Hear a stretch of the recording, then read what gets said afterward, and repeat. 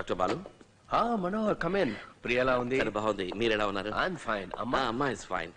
మీ health కి ఏమైనా? లేదు, అలాంటిది ఏం లేదు. ఒక చిన్న ఫేవర్ అవసరమైంది, అందుకే మిమ్మల్ని డిస్టర్బ్ చేద్దామని. Please come. ఇతను నా friend Shiva. Hello. Hello doctor. So sorry, appointment తీసుకోకుండా వచ్చాం. That's all right. ఇతను ఒక రైటర్. ఆత్మలు దయ్యాల మీద రీసెర్చ్ చేస్తున్నారు, కథలు రాస్తున్నారు. ఈయనకొక సందేహం, వెంటనే నాకు మీరు గుర్తుకొచ్చారు. మీకు వచ్చిన డౌట్స్ ఏమిటో అడగండి శివ గారు. నాకు తెలిసినంత వరకు నేను చెప్తాను.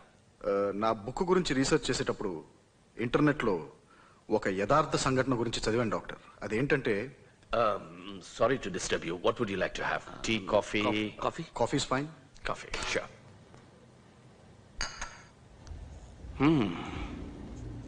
మీరు చెప్పేది అర్థమవుతుంది.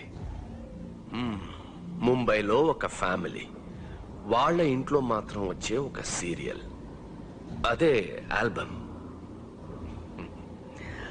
అంత క్లియర్గా అర్థమవుతుంది. ఒక్క విషయం చెప్పండి, ఈ దెయ్యాలు ఆత్మలు ఉన్నాయని నమ్ముతున్నారా లేదా? లేవు అని కన్ఫర్మ్డ్ గా చెప్పలేను డాక్టర్. ఓకే, అది చాలు. Fair enough. శివ, ప్రపంచంలోనే క్లిష్టమైన యంత్రం, ద మోస్ట్ కాంప్లికేటెడ్ మెషిన్ ఏది? రాకెట్? No, satellite. నో, మానవ శరీరం Shiva, the most complicated machine. ఒక డాక్టర్ కన్నా దీని గురించి ఎవరికి తెలుస్తుంది? అటువంటి మోస్ట్ కాంప్లికేటెడ్ మెషిన్ లోకి, అంటే మానవ శరీరంలోకి ఆత్మ ప్రవేశించింది అనంటే అందరూ చాలా ఈజీగా నమ్మేస్తున్నారు. కానీ ఒక టీవీ చాలా సింపుల్ మెషిన్, దాంట్లోకి ఆత్మ ప్రవేశించిందంటే నమ్మలేకపోతున్నారు. శివ, చనిపోయిన వారి ఆత్మలకు మన లోకంతో కనెక్టివిటీ ఉండాలంటే వాటికి ఒక సాధనం కావాలి, ఒక మీడియా. ఏమంటే మరొక సాధనం సహాయం లేకుండా ఆత్మలు ఏమీ చేయలేవు. ఆ సాధనం టీవీయే ఎందుకు కాకూడదు? You should understand. మార్పు అనేది కేవలం మనుషులకు మాత్రమే కాదు, ఆత్మలకు కూడా. సరే డాక్టర్, మనం ఈ ఆత్మలు అవి టీవీ ద్వారా వస్తున్నాయని ఒప్పుకుంటున్నాం అనుకోండి. అసలు అవి ఎందుకు వస్తున్నాయి? ఖచ్చితంగా వాటికి ఏదో ఒక తీరని కోరిక ఉండుంటుంది. దాన్ని నెరవేర్చుకోవడానికే వస్తాయి. ఆ కోరికను గనక మనం నెరవేర్చామంటే ఆ ఆత్మలు ఖచ్చితంగా శాంతిస్తాయి. ఆ టీవీ సీరియల్ ఆగి తీరుతుంది. మీరు చెబుతున్న ఆ సీరియల్ వచ్చే చోటికి వాటికి తప్పకుండా ఏదో ఒక సంబంధం ఉండే ఉంటుంది. శివ, ఏంట్రా? ఒక్కటి క్లియర్ గా ఉంది. వాట్? ఇంతవరకు మనం ఆ టీవీ సీరియల్ చూసిన వాళ్ళు ఎవరు కూడా ప్రాణాలతో లేరు. డాక్టర్ చెప్పినట్టుగా వాళ్ళందరూ మనకి ఏదో చెప్పాలని ప్రయత్నిస్తున్నారు. ఆ ప్రయత్నంలో దొరికినదే ఆ ఆల్బమ్. శివ, ఆ ఆల్బంలో ఏదో ఒక పాయింట్ ఉంది, దాన్ని మనం సరిగ్గా గమనించలేదు. ఇప్పుడు ఆ ఆల్బమ్ ఎక్కడుంది? కార్లో ఉంది.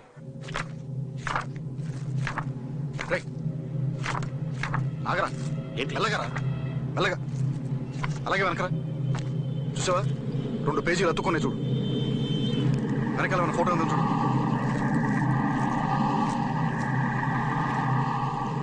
చూసావా? శివ, ఏంట్రా? ఇది చూసావా? ఇతన్ని చూడు. ఎవడు? వీళ్ళ. ఇంతవరకు నేను టీవీ సీరియల్లో వీళ్ళందరినీ చూశాను, కానీ ఇతన్ని మాత్రం చూడనే లేదు. అంటే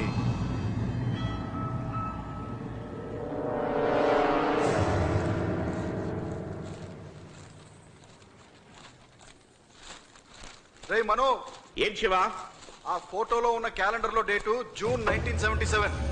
సో ఏదన్నా జరిగుంటే ఆ తర్వాతే జరిగి ఉండాలి. జూన్ 1977 కాదు?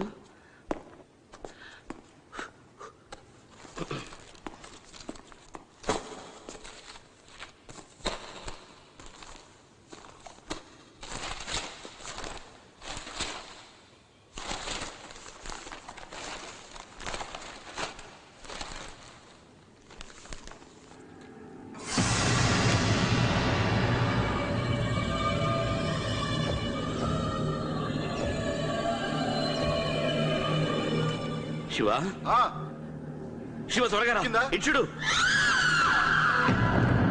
Look at this. Look at this. ఆ సీరియల్లో ఒక సిస్టర్ క్యారెక్టర్ ఉంది కదా, గీత అని. అవును. తను ఒక న్యూస్ రీడర్. తనని తన కుటుంబానికి చెందిన 8 మందిని సుత్తితో కొట్టి చంపేశారు. చిన్నపిల్లలను కూడా వదలలేదు. వాళ్ళు ఉన్న address 13B Rajiv Gandhi avenue. ఏమైంది? శివ, ఏంట్రా? వాళ్ళున్న ఇంటి అడ్రస్, ఇప్పుడు నేను ఉంటున్న అపార్ట్మెంట్ అడ్రస్ ఒక్కటి. వాళ్ళ ఇంటి నంబర్ 13B, నేను ఉంటున్న ఫ్లోర్ నంబర్ 13, ఇంటి నంబర్ 13B. My God. అప్పుడైతే వాళ్ళున్న ఇంటిని పడగొట్టి ఇప్పుడు మేము ఉంటున్న అపార్ట్మెంట్స్ కట్టినట్టున్నారు.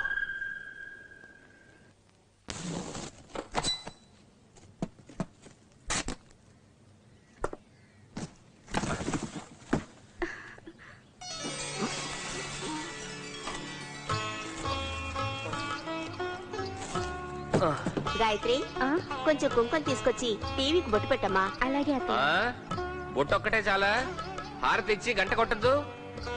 అమ్మా, దేనికైనా ఒక హద్దు ఉంటుంది. ఇలా చూడు, ఈ టీవీ చాలా కాస్ట్లీ. ఎవరైనా ఒక్కరే దీన్ని హ్యాండిల్ చేయాలి. ముఖ్యంగా పిల్లల్ని దీని దగ్గరికి రానివ్వకూడదు. ఏం చేస్తున్నావు? ఎందుకురా అన్నిటికీ కైకైమంటావు? అక్కడ పెడితే బాగానే ఉంటుందిగా, పెట్టనివ్వు. సరే, ఇలా ఇవ్వు. రేయ్, ఏంట్రా అలాగే నుంచుండిపోయావు? TV on చేయవేంట్రా? అమ్మా, కొంచెం ఓపిక పట్టమ్మా. రే, ఎక్కడికి వెళ్తున్నావు? టీవీ ఆన్ చేసి అమ్మా, వెళ్ళరా. కొంచెం వెయిట్ చేయమ్మా. రే, అక్కడ పని పూర్తయిందా? ఇక్కడ అయింది. నువ్వు టీవీ పోస్ట్ ఆన్ చేయి. నేను యాంటీనా అటు ఇటు చెప్తాను. పిక్చర్ రాగానే చెప్పు. అలాగే.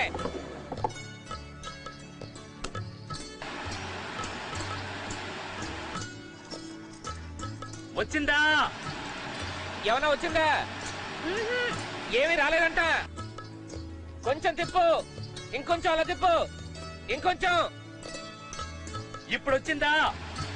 ఇప్పుడు ఏమైనా వచ్చిందా? లేదు. ఇంకొంచెం, ఇంకొంచెం. వచ్చింది, వచ్చింది. పోయింది. బొమ్మ వచ్చిపోయిందంటరా. కొంచెం రివర్స్ లో తిప్పు. రివర్స్ లో నెమ్మదిగా. ఇప్పుడు క్లియర్గా ఉంది. బొమ్మ చాలా క్లియర్ గా ఉందంట. ఆ పొజిషన్ లో ఫిక్స్ చేయి. Okay okay. త్వరగా మట్టి తీస్తున్నానుగా. ఏయ్ పిల్లలు, ఇంట్లో కొత్తగా టీవీ బిగించాం. వెళ్ళి చూడండి. త్వరగా వెళ్ళండి, వెళ్ళండి, వెళ్ళండి. సరే చిన్న, జాగ్రత్తగా పెట్టు. అలాగే అలాగే. మట్టి తోసాయి, మట్టి తోసాయి.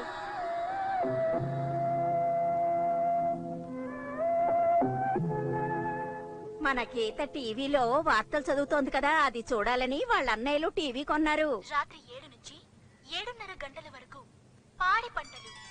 7:30 గంటల ఆహా, మన గీత 8 గంటలకు వార్తలు. ఎంత క్లియర్ గా వస్తోంది. 8:30 గంటలకు అయ్యో, ఏంటండి ఒక్కొక్కరు వచ్చి ఇలా అడ్డం నుంచుంటే ఎలా చూసేది? ఒరేయ్, తుడిచింది చాలు గాని వెళ్ళి శంకరాన్ని తీసుకురా. వాడు మన గీతను చూస్తే ఎంత సంతోషపడతాడు. శ్రీ విశ్వనాథ్ గారి వైలెట్ వెళ్ళరా ముందు. వెళ్తున్నా.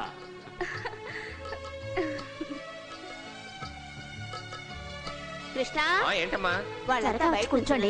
లోపలికి రమ్మను. అలాగే. గాయత్రి, లక్ష్మి, వాళ్ళందరూ వస్తే చోటు చాలదు. చేపలు తీసుకొచ్చేయండి అమ్మా. రా. జాగ్రత్త, నెమ్మదిగా చూసుకో. జాగ్రత్తగా దిగో. రా.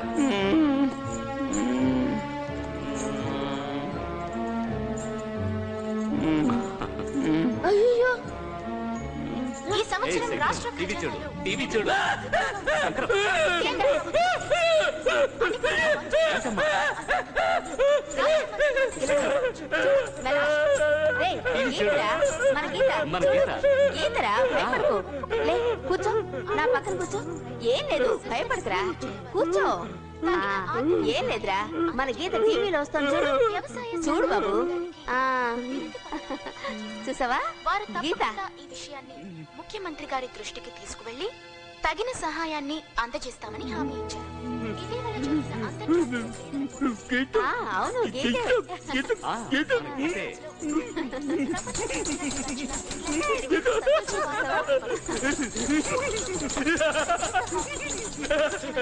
దానికోసం తెలియజేశారు. ఇంతటితో వార్తలు సమాప్తం. నమస్కారం. నమస్కారం అమ్మా.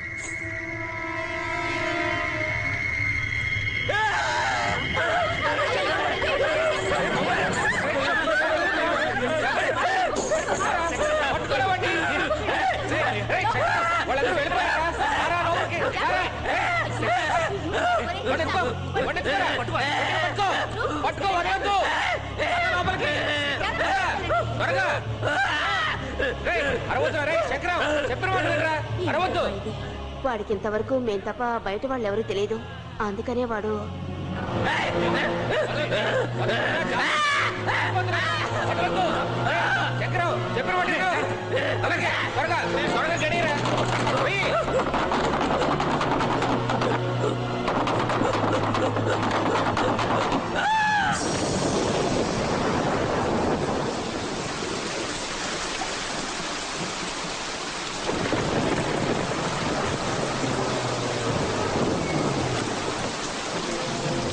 మనకంటే ముందు పత్రికల వాళ్ళు ఎలా వచ్చారయ్యా? ఇన్వెస్టిగేషన్ పూర్తయ్యే వరకు ఎవరిని లోపలికి వదలొద్దు. Okay sir.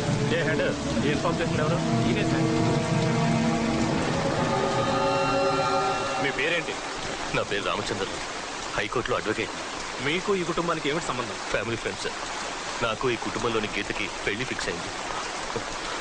Marriage invitation sample చూపిద్దామని వచ్చాను. లోపలికి వెళ్ళి చూసేసరికి ఏ హెడ్ అందరిని బయట పంపవయ్యా త్వరగా.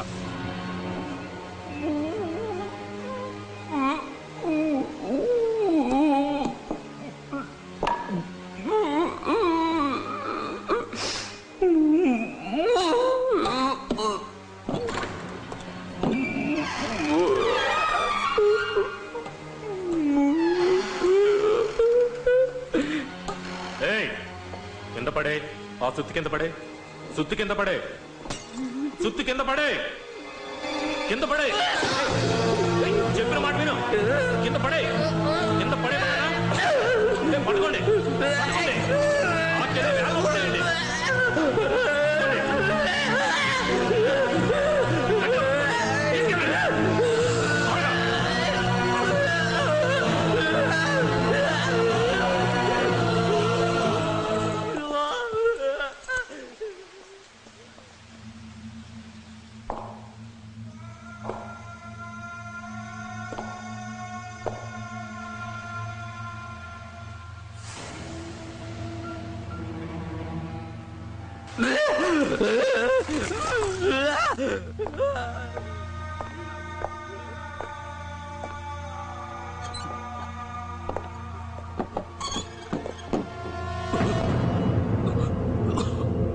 ఏ హెడ్ సార్, త్వరగా రావయ్యా. వస్తాను సార్.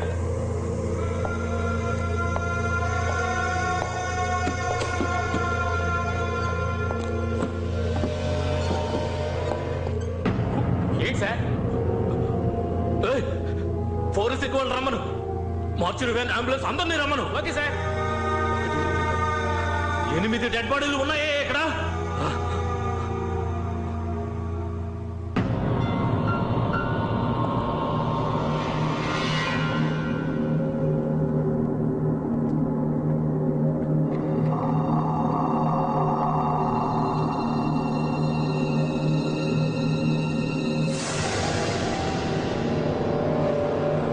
ఏ హెడ్ చుట్టుపక్కల ఎంక్వైరీ చేసావా? చేశాను సార్. ఇద్దరు వచ్చారు. ఎవరు వాళ్ళు? రమ్మను. రెండయ్యా, రండి రండి రండి.